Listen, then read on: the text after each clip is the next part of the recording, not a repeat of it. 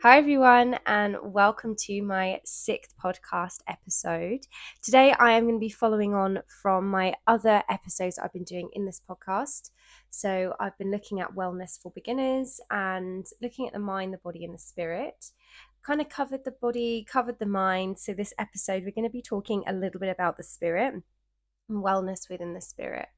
I just want to start off by saying that spirituality and religion are two different things. You can be spiritual and not be religious. They overlap, don't get me wrong. You can bring spirituality in religion. In fact, I think that's kind of a necessity, but it's not. I'm not going to be sitting here preaching any religion or anything like that. What I'm going to be doing is talking about what I do every day to help with my own spirituality. So, this is something that you could maybe incorporate into your own daily lives. You can mix and match, you can start to bring your own things into it.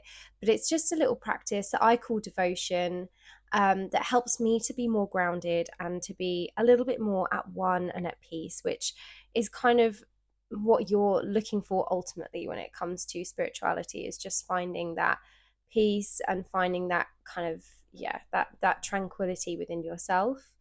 So I will see you on the other side and we will get stuck in.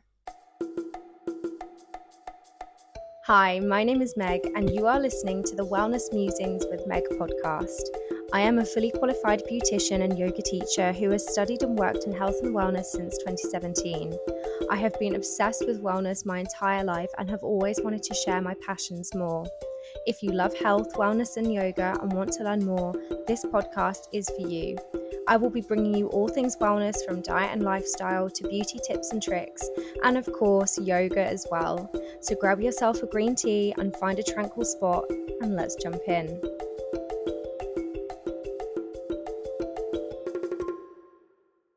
So, as I said before, spirituality and religion are two different things. You can be religious and very spiritual, and you can bring religion into a spiritual practice. So, with yoga, yoga isn't a religion. Loads of people have said that to me in the past, like, oh, it's a religion. It's not. Yoga itself is not a religion.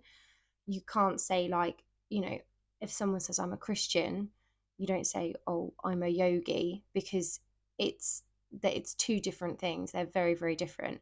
But there are things that overlap, and you can bring religion into yoga, which is lovely, because it doesn't matter what religion, if you are religious, you follow, you can bring that practice into your yoga to kind of help strengthen it even more.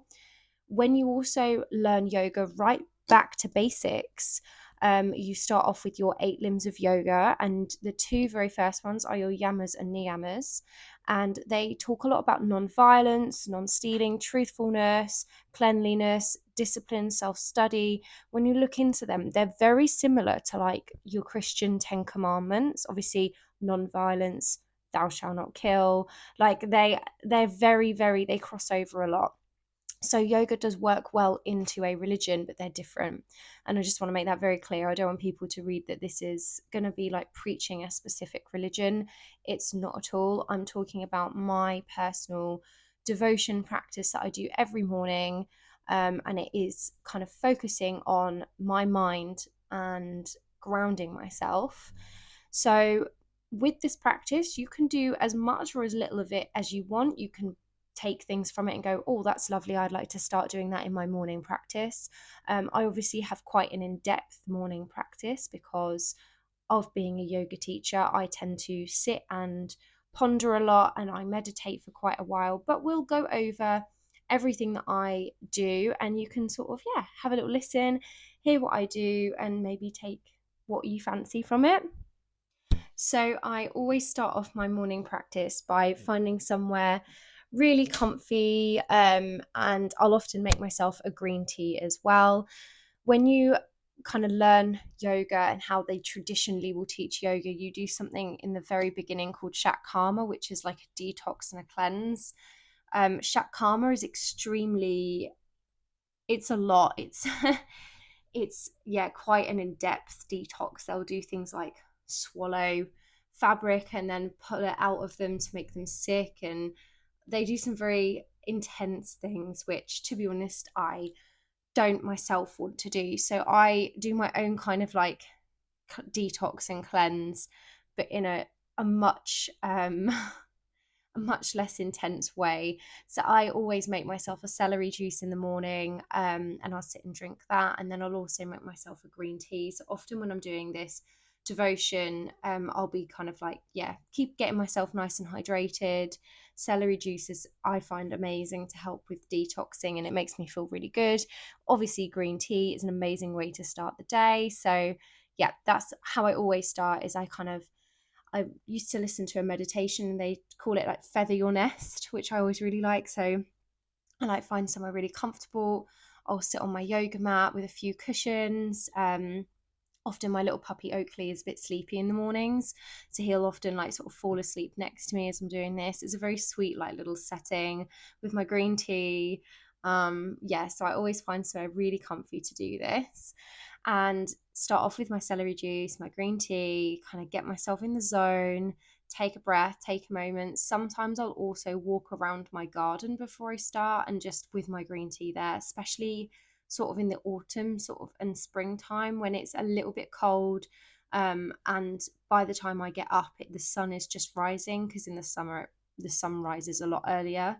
And yeah, so I sort of watch the sunrise, have a moment, ground myself, get myself into the zone, and then yeah, take a seat on my mat. And then from here I will go straight into like journaling and like a gratitude practice. So I think that being grateful and thinking of things that you're grateful for is one of the best things you can do for your mental health. So that's where I always start. So I'll always start by writing the same questions every day down, and then I write three things to answer each one. So the first question is, what am I grateful for? And I'll write three things down, which could be big things, little things, first things that come to my mind. And then I'll write, what am I looking forward to? Again, three things there. They can be big, they can be small.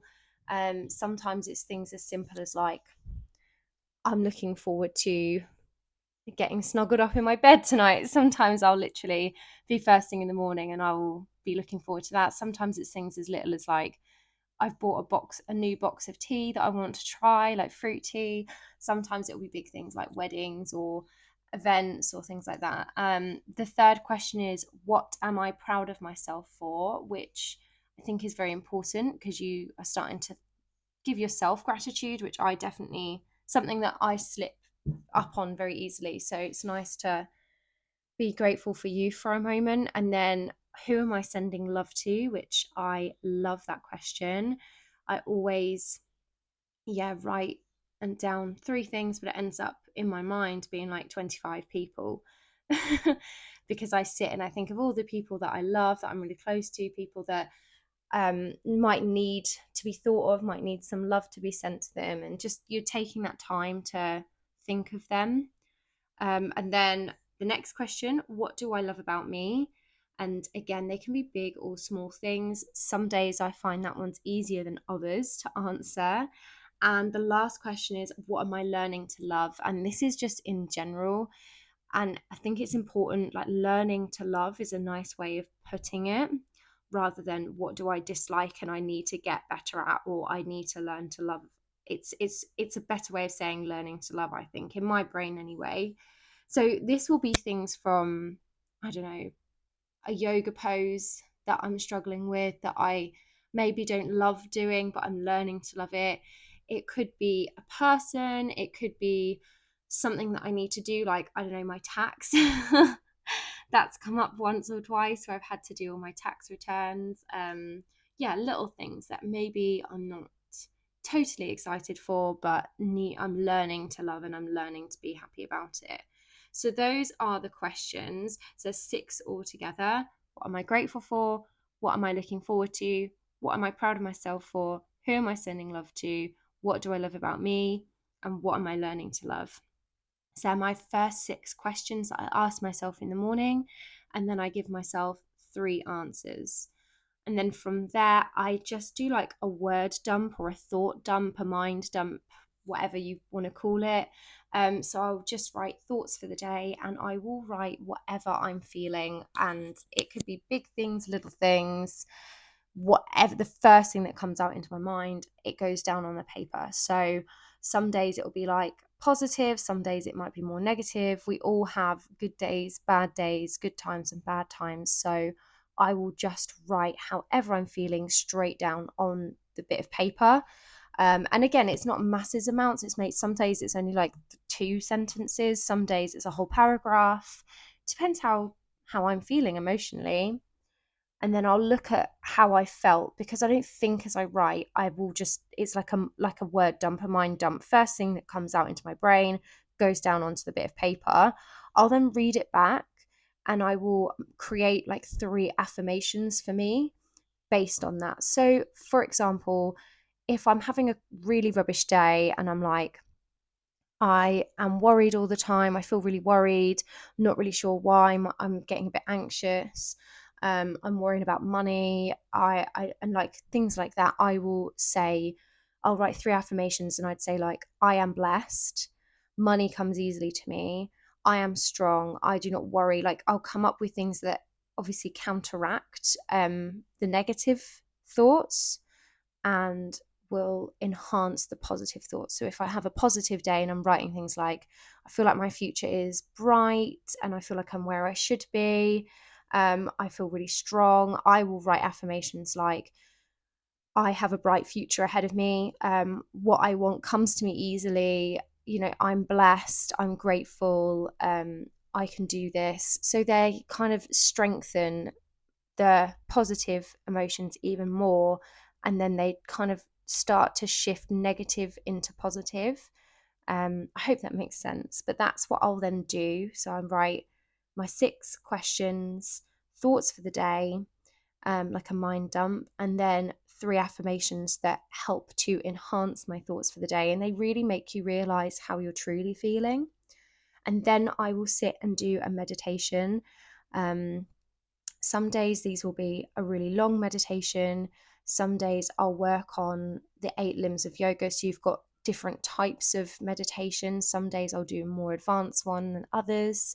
Normally, most days, if I'm honest, because I'm so busy, it's a really kind of quick 10-20 minute, shut my mind off, just relax, let go of everything, just a basic meditation.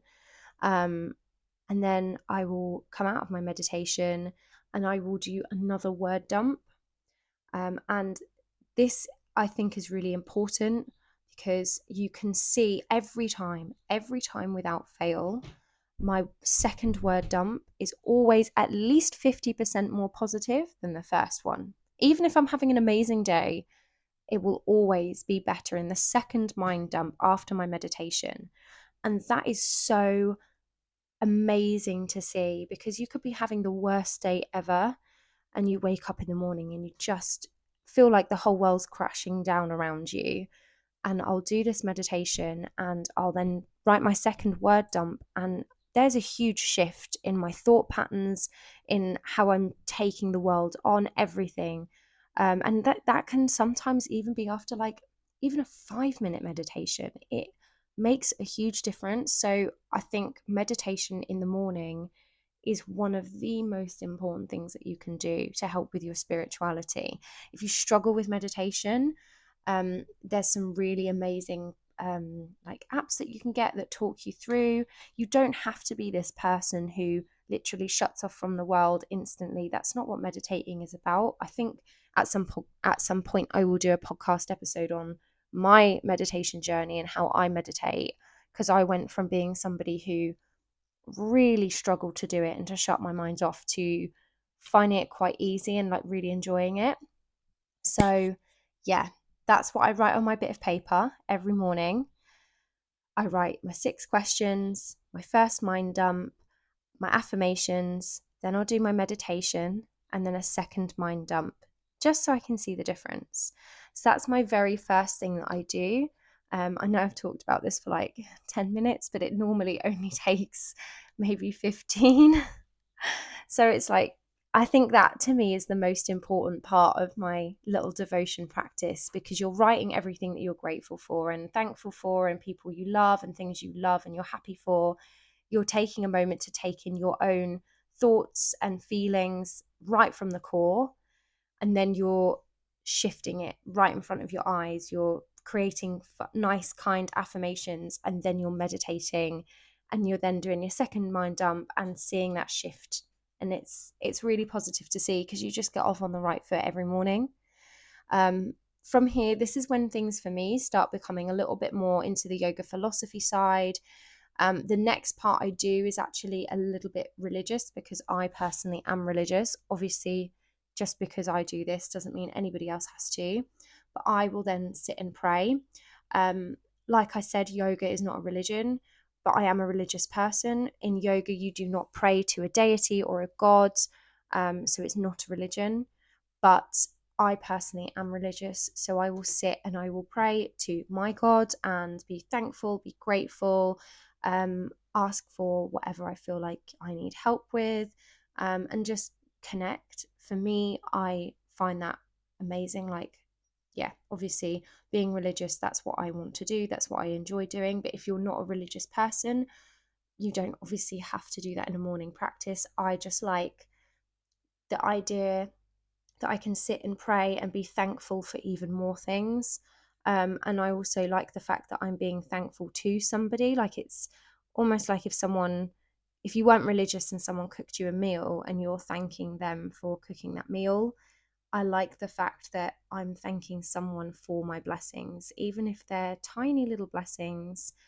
And I'm going through a rough patch in my life, I'll still always find something to be thankful and grateful for, even if it's for that rough patch that I'm going through. So that's the next part that I do. And then from there, I will go into yoga. So I will often sit and think about the philosophy side of it. And I'll think about like my yamas and niyamas, um, and I'll really sit and ponder and think and kind of, yeah, I go more into the philosophy side of it all. Some days I'll do this for 5 minutes. Some days I'll sit and do it for an hour, because you could spend a lifetime on each yama or each niyama. um so to sit, and it's like there is literally like 100 lifetimes worth of things that you could sit and think about in each one, and I love that. So I'll dedicate a little bit of time every day to look at my yamas and niyamas and my own life, and how I can change things, or how I can start to bring it into my life a bit more. And then I'll do my asana practice. So, for anybody that's new to yoga and doesn't know what asana is the physical practice of yoga. So, I then move my body. So, I've spent a moment, I've journaled, I've talked about my thoughts and feelings, I've been grateful, I've prayed, I've then thought a little bit about philosophy and what things are important and what things I want to change in my life. Then I move my body. I get moving. I often will do mobility stuff. So, my asana practice in the morning is things like spinal waves, cat cow spines, hip mobility kind of things. So, like a malasana squat, for example, and maybe moving my hips from side to side, lizard lunges with little hip rolls, things where I'm moving and getting things going in the body rather than holding a stretch and creating flexibility. I'll do a little bit of that, but it's more movement based, my morning asana practices. And then I'll go into a pranayama. So, pranayama is breath work, and I'm only very new to pranayama. I've not felt confident in, yeah, it's something I've been learning for quite a while and sort of keeping to myself, but it's fun to have that practice in the morning. And pranayama is lovely. It's a really nice way to, again, wake the mind up a bit more, wakes the body up. There's so many different pranayama practices that you can do, and they have so many health benefits. So, sometimes, if it's a lovely day, or it's just warm enough for me to be outside, I'll either open the doors and the windows, or I'll actually do my pranayama outside. So I'm getting fresh air in. And then, yeah, that's kind of it, really. So I know it sounds really in depth, but it's a really lovely morning practice. And it grounds me every day. It makes me thankful for everything I have. It does make that spirituality come forward into your life a lot more. And yeah, it just makes me feel amazing every day, and it gets me started on the right foot. And so I think it's something I like to share with people because it's good to start off. I'm not a morning person, so I like the fact that people could use this and they themselves then start having a bit more of a nicer morning practice. Make your morning practice look and feel like what Instagram posts look like. You know, when you see those girls in the morning and they wake up and they have like this beautiful, like aesthetically pleasing, oh, look at my life. I create that in my mind. I create that in this devotion practice. So I feel how they want to feel. I don't know if that makes any sense, but like I just like to make it as nice as possible for me to get me started in the right way every day. Yeah, so that's my little morning practice. Gratitude, writing my 6 questions, mind dump, affirmations, meditation, another mind dump, praying, being thankful for my blessings, and yeah, then sort of thinking about yoga and how I can apply the yamas and niyamas more into my life, movement and asana, pranayama and breathing, and then I kind of get on with my day. Sometimes I'll even do another meditation if I've got a day off or I've woken up super early, or I just feel like it and I've got the time. Sometimes I will spend ages doing this, but I think it's important to know that for a yoga teacher and someone who obviously teaches the practice of yoga and I take it very seriously. You know, I don't just do the asana and the physical side. I love all the philosophy side to it all as well. And I suffer a lot with mental health issues. So to be able to do all of this, it just helps me so much. So obviously I take this seriously because I know how much it helps me, and also it helps me to become a better yoga teacher, which is my job. So for some people, they're gonna listen to this and go, "This is just a ridiculous practice. I could never do all of this." But maybe just take bits and pieces. For me, the first bit is the most important. I think the writing the questions, mind dump, meditation, and like maybe that's it. I would say if I could take one thing away from this whole podcast episode, if you could add one thing into your morning practice, I think it would probably be the meditation side, because I it I feel such a difference from meditating. Maybe the 6 questions as well, they make a huge difference because they just make you grateful for everything. So meditation and gratitude, if you do nothing else, take those into your morning practice and just be so grateful for each day, be thankful for each day. So I hope you enjoyed this episode. It's quite difficult for me to talk a lot about spirituality because I think it means a lot of things to different people. And like I said, I don't want to get into the religious part too much because there's going to be people, everyone's going to have a different religion or no religion who's watching this or listening to this. So they're not, yeah, I don't want to like preach anything. I want this to be an episode that everyone can get something out of. But I do think it's a very important thing when it comes to wellness to focus and to think about your spirituality side, whether that's taking that into more of a meditation or whether that is, you know, praying and that kind of thing. Wherever you go with it, I do think the spirit is a very important thing with wellness. And you can take that however you want. It's going to be different for everybody. But yeah, finding that spirituality helps you to be a more at peace and tranquil person. It helps you to love. It helps you to be thankful and forgiving. For me, I think spirituality is so underrated when it comes into wellness because it just, yeah, it makes you feel so much better. Just before I go, I'm going to take one thing or help you. I'm going to share something that I've been listening to a podcast by a monk, and I think it's called The Path of Swami. And he talks a lot about spirituality in that podcast. And he was saying that one of the best things about when you're learning to be more spiritual is when bad things happen to you. Because when something bad happens to you, that is almost like it gives you a moment to test how spiritual you are. Because, for example, I parked my car in a car park and I got a ticket, even though I was only 10 minutes late getting back to my car. And I thought I was quite a spiritual person, but I'd had a really long day at work. I hadn't actually had any lunch. It was a hard day. And then to get this obviously parking ticket on my car, I was not happy at all. I was swearing. I was really, really peed off.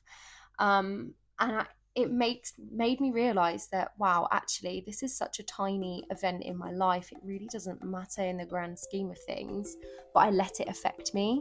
And so when these negative things happen to you in your life, and these events that are kind of uncontrollable, take them as opportunities to practice your spirituality, to practice your calm tranquility, to practice being able to cope with it in a rational and calm manner.